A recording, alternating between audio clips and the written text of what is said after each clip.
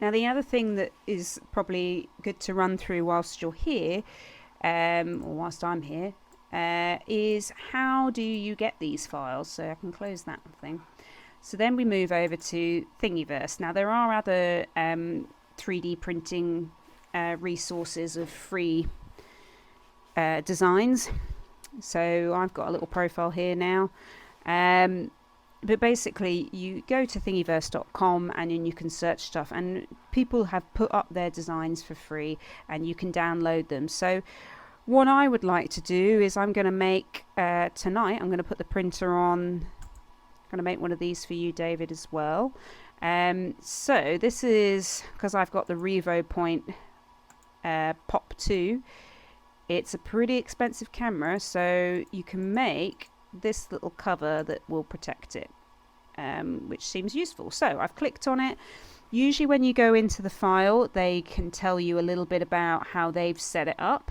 Sometimes this information will be useful to know what the infill percentage they've used, or supports. This guy said he used no supports, but you're not fixed by what they recommended. Remember, they probably used a different printer.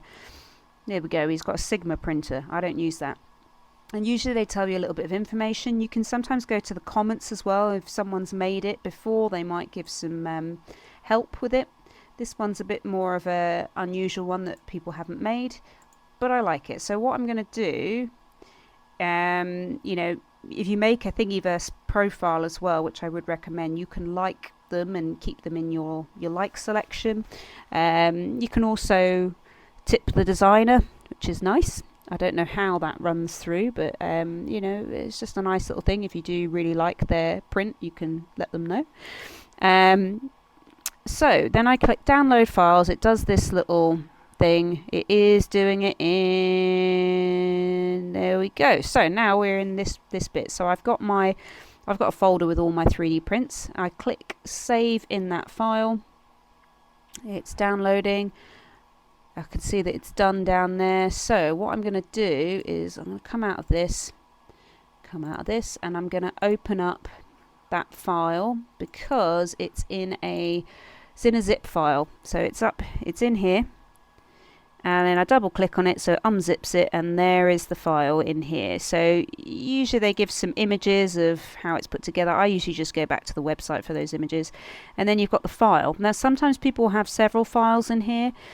I've found that if the file, I've had to leave some prints behind when I found that if they've put all the different components onto the bed at once, I'm going to get that issue where the printer's trying to print them all at once, and I can't override it, I don't think. Maybe I can, I haven't figured it out yet, but this looks nice and simple. It's just one little STL file. Remember, that's the file that can go into the splicer. So then I would open up Cura. I'm going to get rid of CaliCat. I'm just going to delete that, and I go to File, Open File. Ooh, oh, is that having a moment? Right, and then I'm in there, Files, Pop 2, and here we go. We've got the Pop 2 now. I don't think that's the best way to print this. I'm going to do Move, and I wonder if, ooh, I didn't want to do that. Let's do, which axis do I, not that. Must be a rotate. Right, okay, rotate. Here we go. Sorry, I don't even know what I just told you to do. Right, I'm going to rotate it because I think that probably is the best way to print this. You can see how it's touching the bed there. Whereas the other way, you had the curves. It was going to try and print the curves. I mean, you could have put supports around it, but I think this is the most sensible way because it's going to lay up the layers in a circular fashion, and also having these open that way means it layers that layer and you're not ending up trying to print that last layer into mid space. It just seems sensible. So I'll go back to Move, and then what should I do my settings at? I don't need it now. I think all of these, I'm going to come out of that. All of these look good. Actually, infill density, shall we make it really strong? Let's make it very strong. Ooh, it does get a bit glitchy this sometimes. You have to put one number in at a time.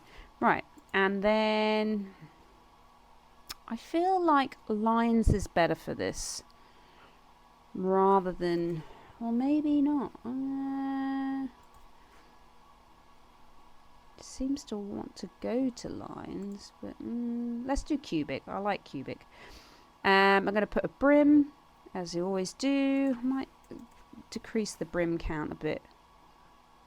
And then I'm going to click slice because I'm happy with everything else. And let's preview it. So I'm going to close this up and let's have a look, see how it's building. That looks good to me.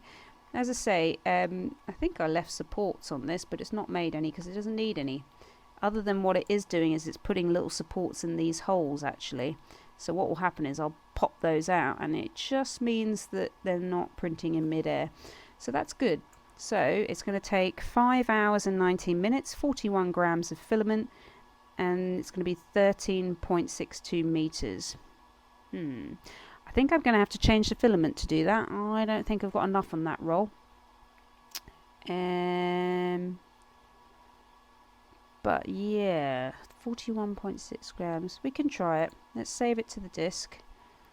Ooh, it's taking its time. Okay, so Poultry SD, pop to case. Remember, keep it nice and short, your name, so it can actually be read on the machine. Okay,